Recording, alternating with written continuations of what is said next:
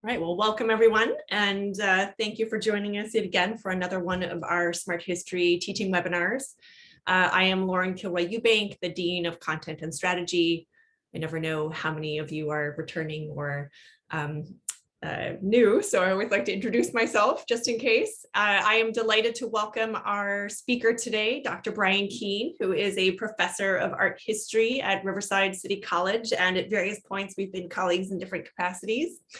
He teaches broadly about the art of the Middle Ages and the Renaissance, not only in Europe, but broadly conceived for a kind of more global accessible type of art history. And he is going to be talking with us today about the Arena Chapel and its frescoes by Giotto. And I am excited to hear what he has to share with us today about how we can not only teach this complex space, but how we can maybe incorporate other issues into our survey classes that resonate with our students. Just as a reminder, if you have questions, and I'm sure you will, to please post them in the Q&A versus the chat. It's just easier for me to field questions at the end. I would appreciate it. And we will get to them once Bryan is done sharing. And I'm going to turn over the screen to you, Bryan. Well, good day. Thank you, Lauren. You can hear me all right then. Perfect. Excellent. Well, it is a pleasure to be here, a real honor, in fact. I would applaud all the work that Smart History has done since its inception, I think going on 20 years in a few years' time, and really reflecting upon the teaching that I've been able to do over the last decade, but especially over the last 3 years. Smart History continues to be one of the great resources that helps to reframe and animate a classroom setting that allows an educator to explore broadly, but also I found that students really love that kind of choose your own adventure pathway through global art history. And so in reflecting about the state of many fields, teaching, museum work, the discipline of art history in general, I think Smart History does provide a really great roadmap for us. It's also really wonderful in the participants group to see so many familiar faces and friends, colleghi da Firenze, amici from Syracuse University, and various others. I'm happy that you're all here. I wanted to share various reflections about teaching Giotto today, some of which will involve the actual monument of the Arena Chapel, but also thinking about topics that the Arena Chapel doesn't necessarily allow us to get into. And Lauren, can I just get a thumbs up or a yes that you can see the presentation then? It looks great on my end. Brilliant, thank you. Before beginning in a classroom setting, I would have begun situating my students and myself where I am on the traditional, ancestral, and unceded territories of the Tongva, Cahuilla, and numerous other indigenous peoples whose presence here remains vibrant today and stretches back in time immemorial.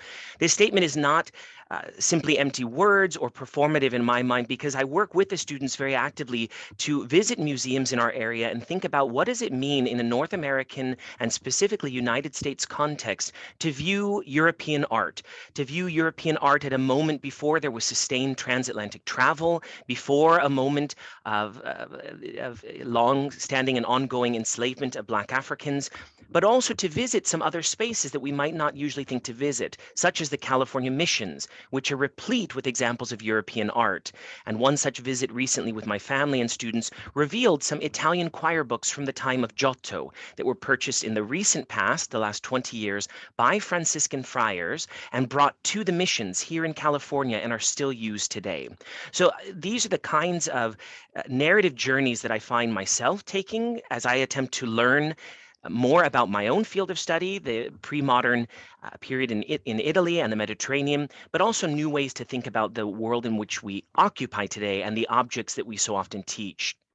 And to that end, then, I just shared with students that I learned the heartbreaking news that a dear colleague and giant in our field, Erling Skaug, had passed away.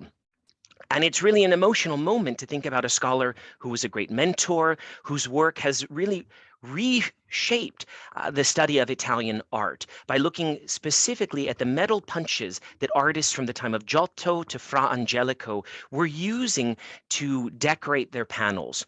His work was methodical and has shaped so many other fields of study, more specifically the work that I've done on choir books, that others have done on paintings, frescoes, and more. And I'll recommend for this audience his book, Giotto and the Flood of Florence in 1333, is a radical look at climate change and natural disasters in Florence in the 1300s, in the decades and years leading up to the Great Black Death of 1348, and the way in which Europe and the world would be reshaped by a century of fires, famines, and floods that he discusses. So I think it's important to reflect upon the scholars that have helped to reframe our own discipline. Additionally, at the start of the lockdown orders, when COVID-19 became a real global pandemic, it was heartening to be able to live stream and watch a celebration of Mass in the Arena Chapel, building upon 700 years of history celebrating Mass in this space. And so I thought for a moment I might stop sharing my screen and allow us to just sit and reflect, something that I like to have my students do as well before entering into a very famous, popular monument like the Arena Chapel, to just spend a moment in silent reflection. Some of this comes from my time in museums. So I'm going to share now and just allow us to hear the audio. It's not the Ave Maria as it would have been sung in the 14th century, but it speaks to the long life of a monument like the Arena Chapel. So let's listen for a moment. Ave Maria, gratia plena, Dominus tecum, benedicta tu, Madre della Chiesa, sul Calvario insieme a te, guidaci a Gesù, si benedetta tu. So that gives you some sense of the space, the challenges in the space with lighting, with sound, with multiple voices singing together in the space to enliven this incredible monument. So let me now share the PowerPoint again. I think this is one possible strategy of trying to evoke the multisensorial Middle Ages. And this is something that can be accomplished with music, with lighting, with a number of the resources already available, like Smart History's virtual reality presentation. This is one that brings together a number of the great audio recordings by Steve and Beth, but in a space that allows you to slowly move in the environment. This is how I most often begin talking about the Arena Chapel. There are so many stories, though, that the Arena Chapel affords itself in the history of art. It's become such a monument that I often skip over it or don't spend as much time on it because there are other themes that I'm interested in introducing to my students.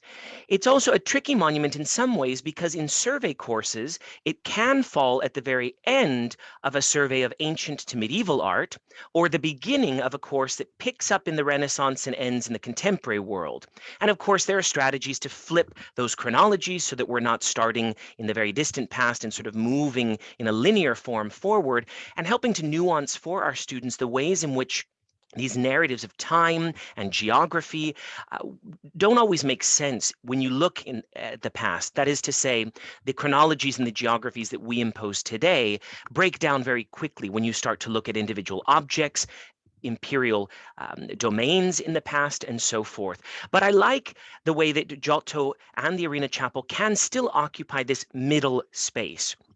And so for the past 2 years, I've worked with students to review 15 survey books of art history and 8 specialist texts, those studies specifically on Giotto or those studies on the 14th century, to see the ways in which this singular monument has been described. And so with the work and the input of students, we've come up with a few different categories.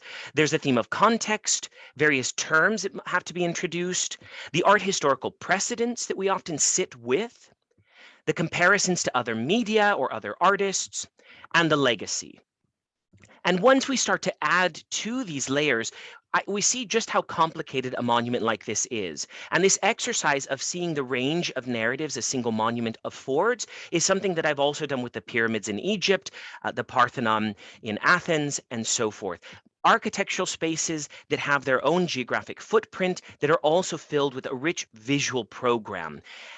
And by assigning students individual aspects of the monument to then present on, it relieves me in some ways of that pressure to try to fit all of this material into a single week or a single module and allow the students to then find their interests within the monument. So for context, we introduce Giotto, we introduce the patron Enrico Scrovegni, we talk about the location in Padua, Italy, Padova, a great site of a university, later home to a botanical garden, a major site of learning, science, close to Venice. But for some students, Padova comes out of the blue. We've spent time in Florence and Rome. We've spent time in Assisi in some contexts, and now we're moving to northeastern Italy. So I'll say by the end, I'll share one strategy to allow us to focus on singular locations so that we're not ping-ponging around the map of Italy.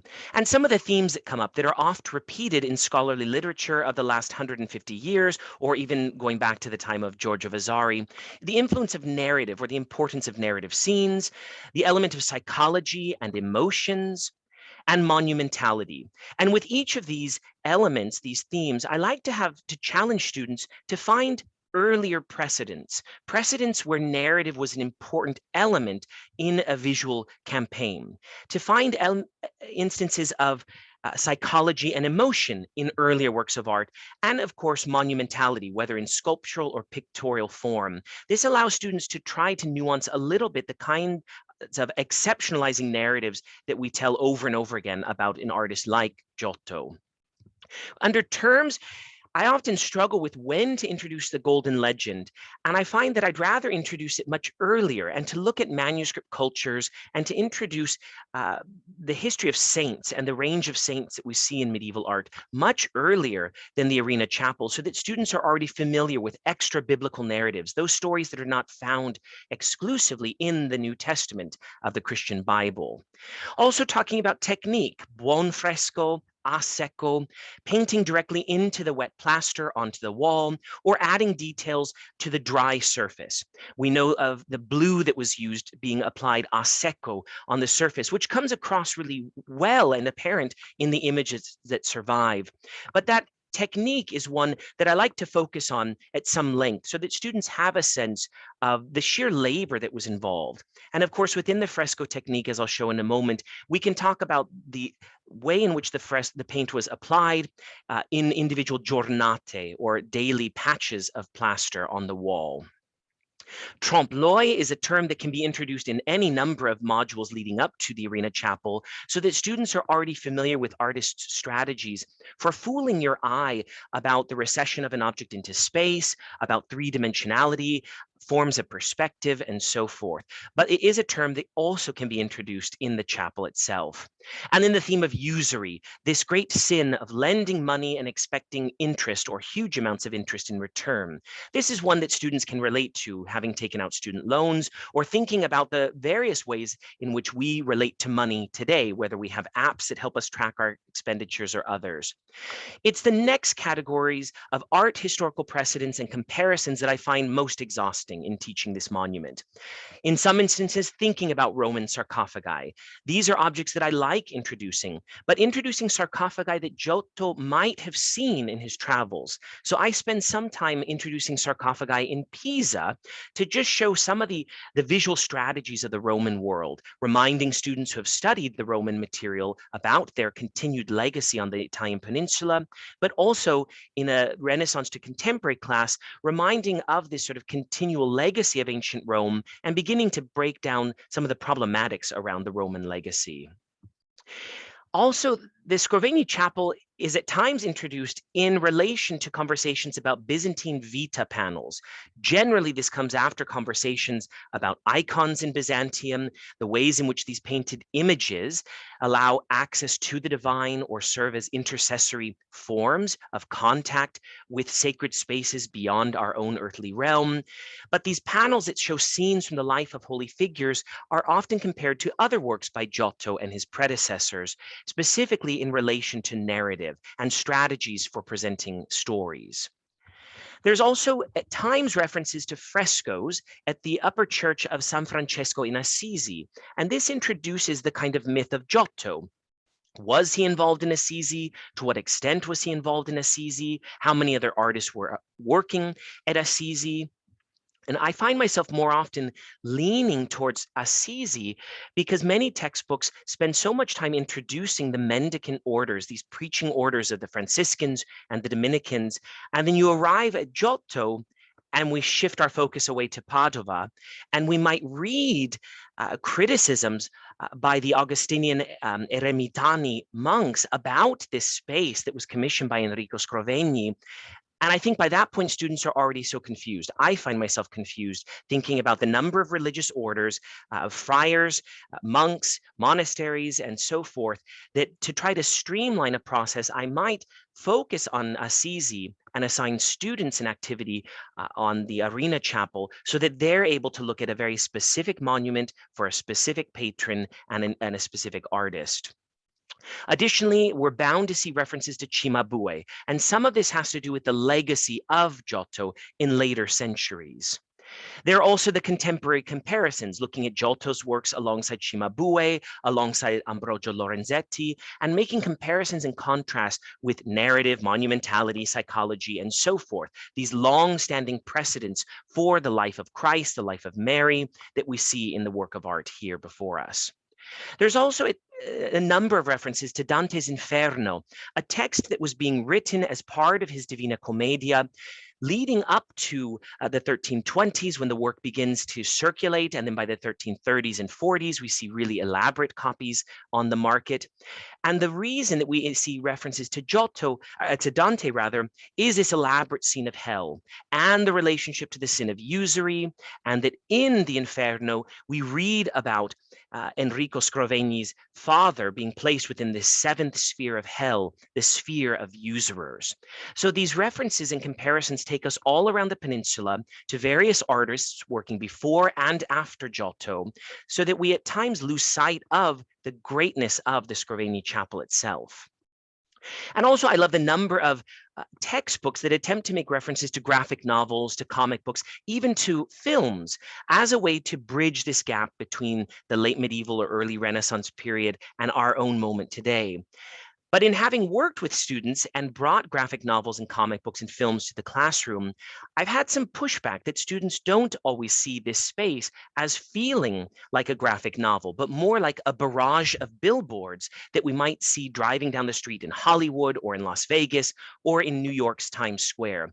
You're sort of confronted with very bright images that tell impressive stories, but that do take a moment for you to slow down and see what's unfolding before your eyes.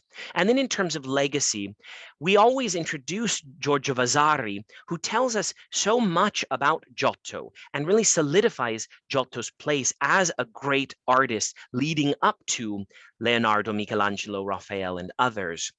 And it's also from Dante to Vasari that we see this real praise of Giotto, praised by his contemporaries and praised by artists of subsequent generations. And then, of course, also there are a few of these references to Michelangelo and the way that the young Michelangelo drew from frescoes by Giotto. But we don't see Michelangelo drawing in the Scrovegni Chapel. In fact, we see Giotto drawing in another monument by Giotto that is sometimes referenced. So with all of this, I think this helps to illustrate the ways in which teaching the Arena Chapel, the Scrovegni Chapel, are already challenging because of the weight of this information that students are often trying to juggle and that we as educators bring before this monument. If we focus then on that scene of glory and the scene of hell, there are important comparisons that come up in a number of textbooks, Smart History included.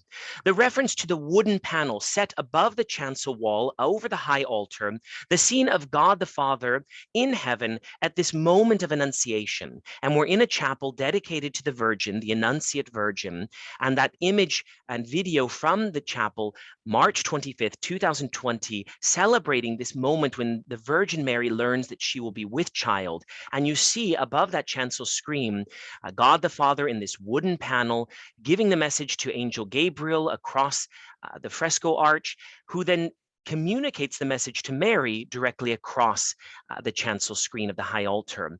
I love introducing this moment because I think it's here that we see the dynamic narrative, this constant moving of our eyes and our bodies as we read the narrative. But from there, I find myself spiraling around the space, trying to walk students through the various narratives. And inevitably, we land on a few of the narratives to emphasize key points about narrative, emotion, and psychology and monumentality.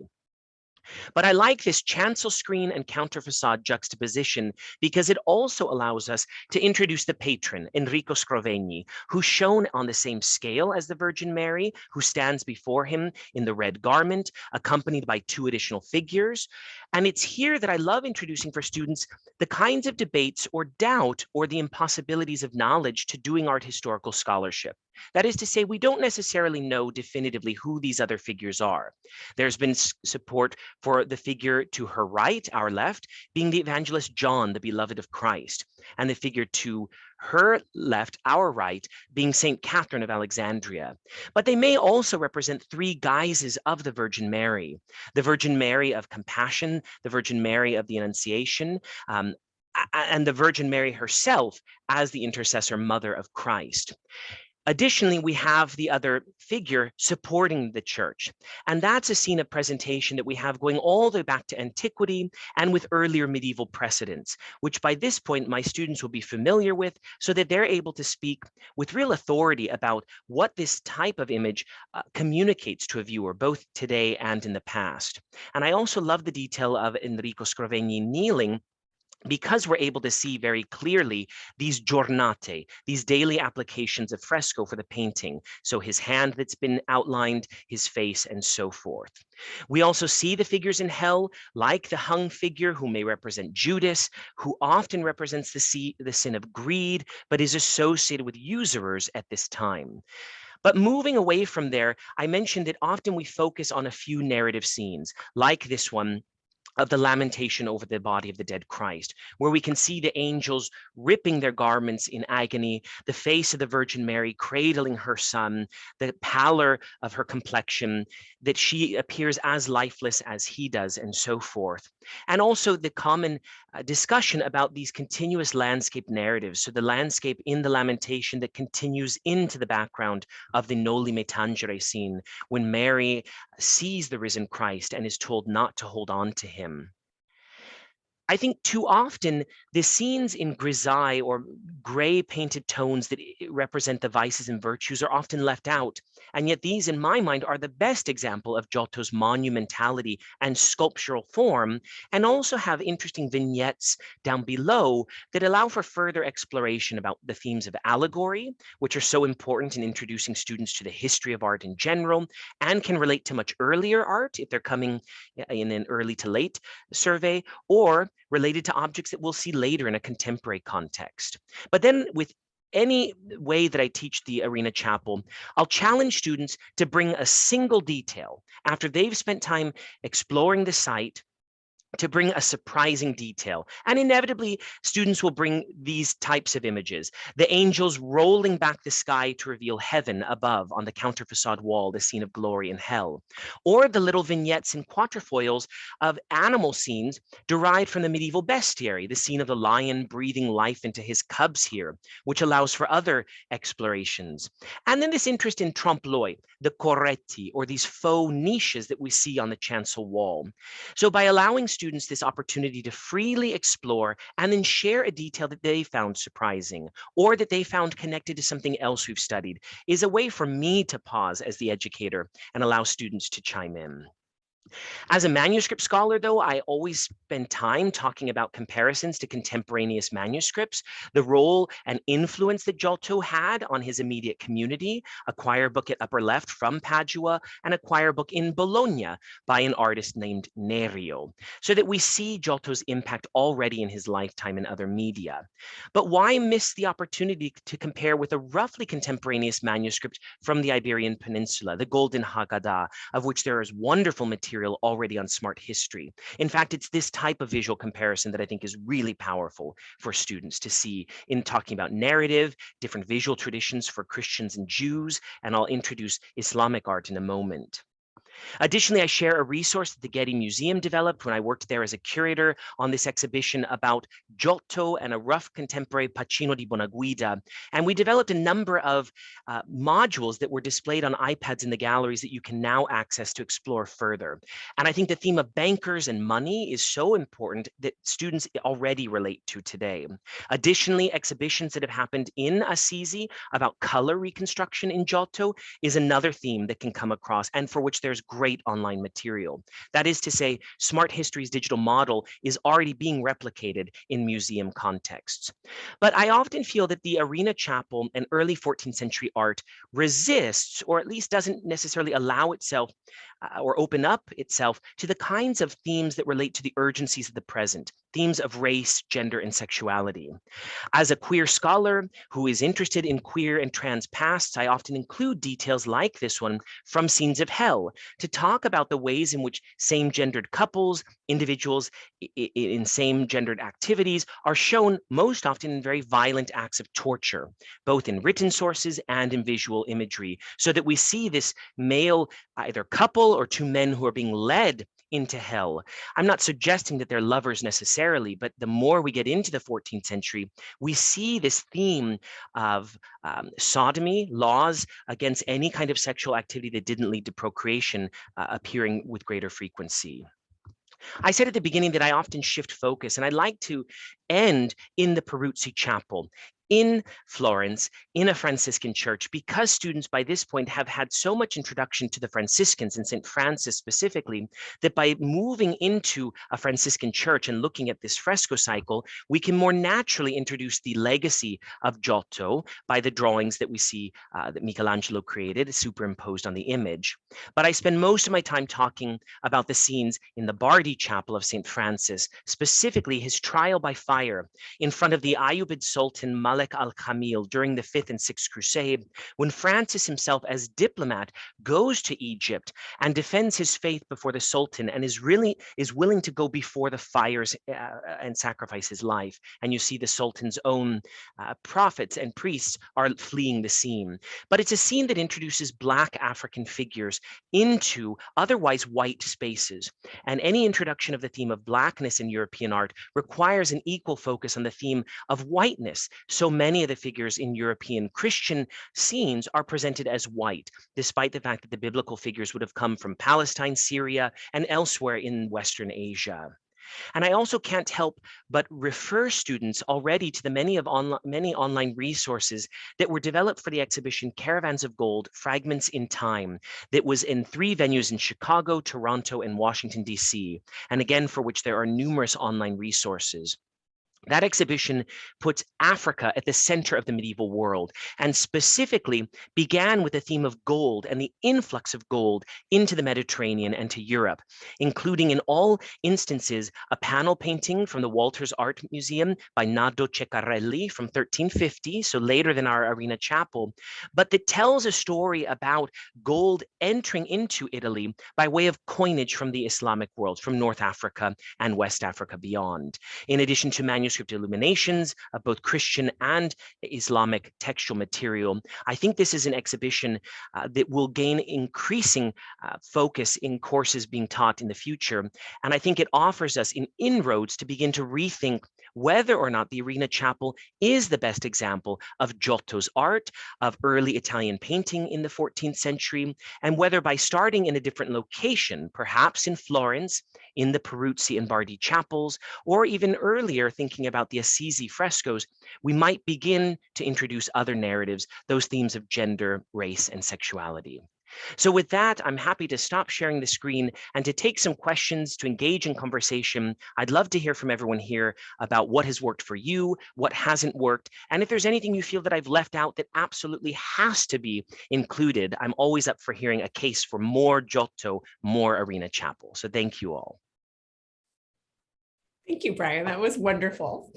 I love how you just ended that with asking everyone to think about, how we could, what would they would like to see us teach. Well, and my clock told me it was 20 minutes, so I knew I had to be done.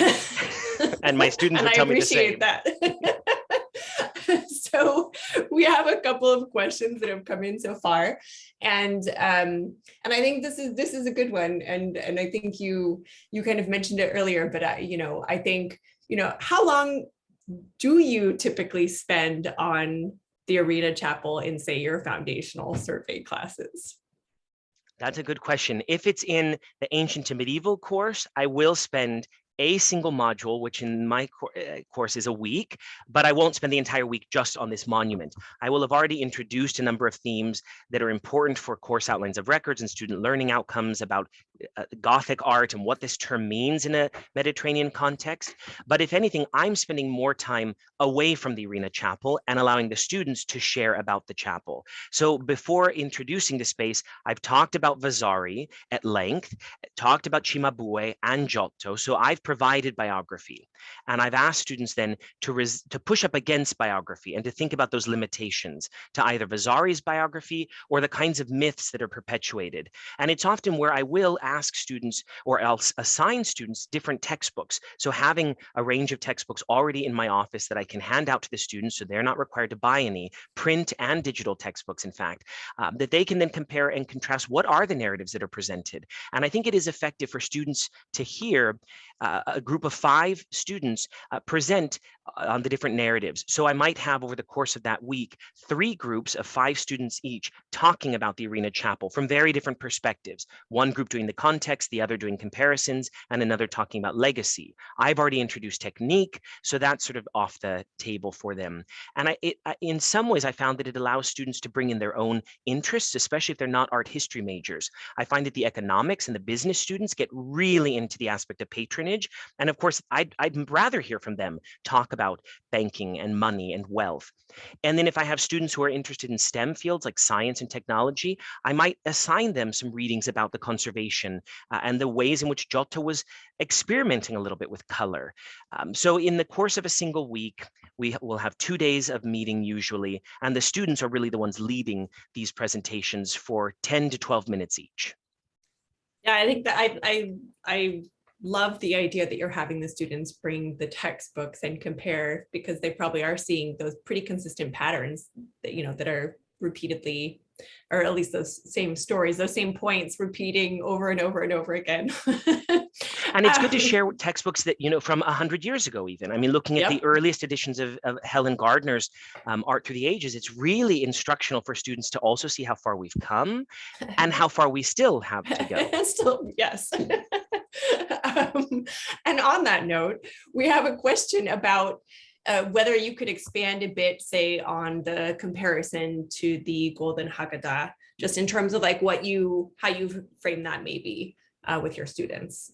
Sure. I think one of the other themes that comes up when we do a survey of textbooks about the Arena Chapel is not only the theme of narrative, but how narrative cycles like this would have been read, from silent, visual kind of pilgrimage through images, theories about pause and space and introspection, flow of images, movement of body, and so forth. And I think that serves as a great counterpoint to the Haggadah material, thinking about a prefatory cycle of images in a very large manuscript that serves a service function at a specific time of year that is itself a high quality object that doesn't necessarily show the same signs of wear that we have on other Haggadah that we would have already looked at in the class. So they're able to get this sense of very public and very private monuments. And in this case, I think we're looking at 2 private monuments. Despite the size and scale of the Arena Chapel, it is still, for all intents and purposes, a private monument. Certainly celebrations could take place there in the past as present, similar to the kinds of gatherings around the Golden Haggadah. But these are not, this is not a basilica, this is not the synagogue, this is not sort of grander scale celebration. So I think reminding us that private devotion can take varying scales, very large spaces and very small objects, and that some objects do have that added layer of ceremony and prestige. So to the point where they're not as heavily damaged as other works that are carried in procession or works that are heavily touched and kissed and acted upon. So that's one way. And thinking also just about visual narratives, the Golden Haggadah offers so many wonderful comparisons about continuous landscape and formal elements, the use of architecture in both monuments, I think, is really powerful, and students immediately see it. And also the ways in which artists contend with complicated narratives. Showing the plagues in Egypt is really complicated visually to present, just as some of Giotto's miracles are difficult to present without the benefit of words in the space itself. And the same with the Golden Haggadah, where you'll flip through the manuscript to come to the words, but the prefatory cycle is not laden with the kind of texts that we think of when we see pictures and images in a text today. So I think those are ways that I like to work with the material together. And there is a later history that I never bring up of Giotto's influence in Spain, like 100 and 150 years later, where we see real interest in artists from Spain who went to Italy. And there's like a neo-Giottism in Spain in the 15th and 16th century. So another theme. And you know that I feel very strongly about telling that story, but that's a conversation for another time. But I appreciate the point you just made also about finding opportunities to remind students about things that we're very heavily engaged with, right? Touched and kissed and smelled and licked, or whatever it is that people were doing, that kind of sensorial engagement that I think is all too often left out of not only textbooks, but just discussions around whether it's monuments or mobile objects. So I think that was an excellent point. We have another question about legacy. And that is, would part of Giotto's legacy be his Giotto blue and the influence on Yves Klein and his, international Klein blue monochromes? I love it. Yes, absolutely. Of course, I think there are any number of real contemporary instances of Giotto's impact. I even heard from a student about Giotto's impact in East Asia and the ways in which we've seen full pop-up spaces of the Arena Chapel.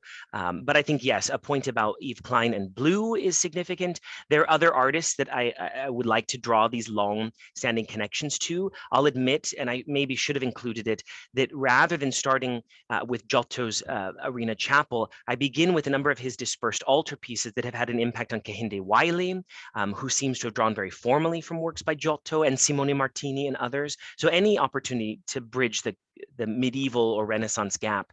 I realized I didn't even say, is Giotto medieval or Renaissance, which is of course another real theme and debate.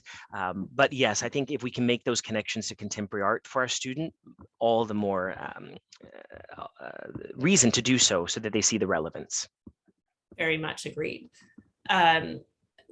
I think we have a question about the Grizzai panels, and that is, can you speak a bit more? How does Giotto's technique differ from, say, medieval sculptural practices and kind of emulation of ancient illusionism?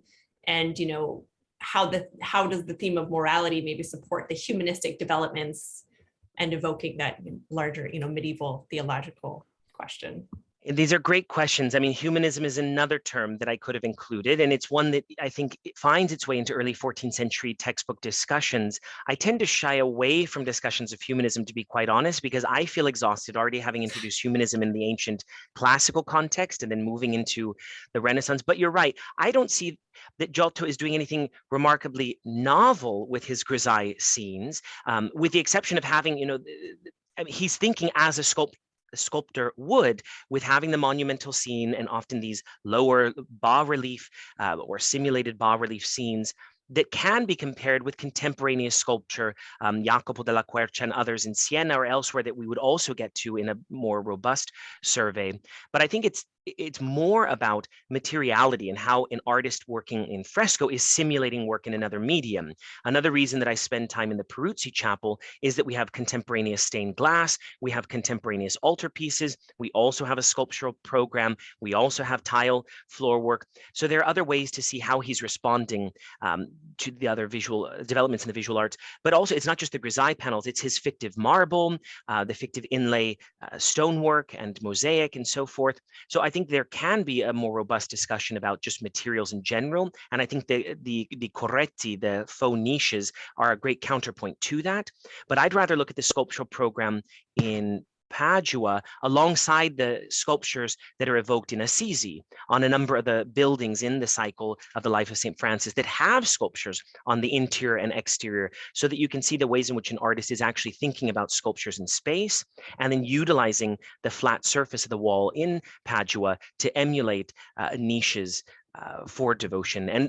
But the theme that you had also asked, I think the last part of the question was about morality in relation to humanism, which of course supports the greater theme that we see on the counterfacade wall of glory and of hell.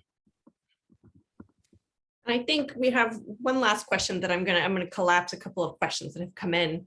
That seems a good place to talk to finish up with, just for to be sensitive to time, and that is, could you expand a bit on how you broach the idea of race and racism when teaching the Arena Chapel, or how you're not able to? And, is there any way to connect the Caravans of Gold show and the materials that you mentioned more specifically to the Arena Chapel? Yeah, it's hard. I mean, I think that I'm often seeing the limitations in teaching the Arena Chapel when discussing themes of race. And it's for that reason that I'll often pivot to Santa Croce in Florence to talk about the Bardi and the Peruzzi spaces. But that theme of whiteness in Christian art is relevant even before we get to scenes of Black African figures in, let's say, the scene of Francis before the Sultan, or in Adoration of the Magi scenes where one of the Magus is shown as a Black African or with Black attendants. So I think it's an important point that was brought up to me when I organized an exhibition at the Getty about the figure of Balthazar in Magi scenes, that we've often, as white scholars, focus so much on Blackness and forget the anachronistic whiteness of the rest of the Christian tradition, and what that, the impact that that whiteness has played on images of Christ and of the Virgin in global Christianity today. And so that's one of the ways that I see we can address themes of race and racism, or the underlying whiteness or white supremacy that might come up in some contexts when looking at spaces filled with white bodies. And you can see that again in Santa Croce when you have the dark complexion of the Sultan versus Francis's complexion. And so it's not just the Black African figures. With the Caravans of Gold, what I think is so wonderful, and Lauren, you'll remember when we were talking about which monument to address, at first I thought to talk about Donatello's David, because I've loved Caravans of Gold because I can introduce large-scale bronze sculpture from West Africa 100 to 200 years before Donatello. And so already reminding students that you have vast empires in West Africa at the same moment. And it would only be another 20 years before the wealthiest person who's ever lived would travel across the Sahara to Egypt on pilgrimage to Mecca, deposit so much gold that the economy of the Mediterranean shifts for a generation. And of course, this is Mansa Musa. So when we think about I think the simple reminder to students that Italy and Florence in particular doesn't just emerge ex novo, that there are other very vast and important and powerful empires. I've already, for students, introduced the Mongol Empire at this point, the empires of West Africa, and reminding them that across the Atlantic or Pacific, depending on which way we're going, there are great empires in Central America, so that they can just remember that, right, the Mexica, these are people that are beginning to dominate vast territories, while Giotto is experimenting drawing circles and little flies on paintings by Cimabue. I say a little bit in jest, but I think it's that reminder of the globality of this moment, that Giotto and his circle are quite on the periphery of the rest of the world. These are good conversations to be having with our students and to remind them. And so thank you for spending 45 minutes with us, just helping us try to keep all of this in mind as we're trying to do the good work in the classroom. So thank you, Bryan, and for all of you who came to the webinar. And for now, we will sign off and see each other soon. Ciao. Bye, everyone.